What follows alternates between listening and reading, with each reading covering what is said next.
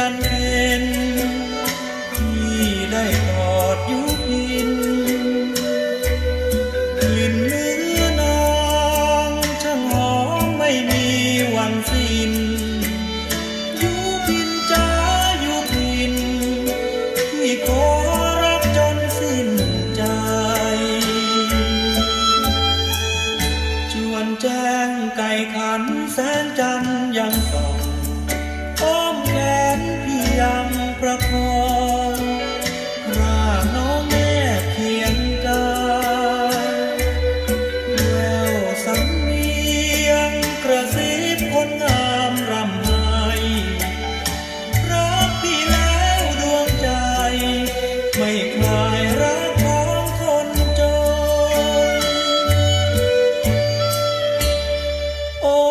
มกอดแขนเก่าเจ้าอย่าได้กลัวรักเจ้าจนชั่วชีวิตพี่คงเทวาโปรดรับรู้ไว้ที่รักขวัญใจมากล้นรักเจ้าสุดทนห้ามรักไว้ได้เราสองสุขสันต์สวรรค์ก็สุข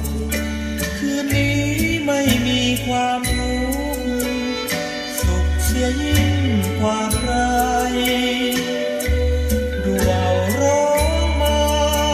ดังเหมือนเจ้าจะเตือนให้รักกันแล้วอย่านายกอดคอกันไปเถิด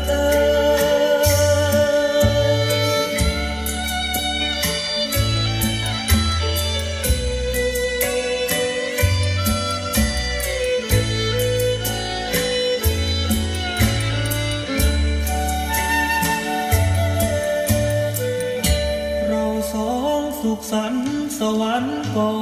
สุขคืนนี้ไม่มีความทุกข์สุขเสียยิ่งกว่าใครดวงร้องมาดังเหมือนเจ้าจะเตือน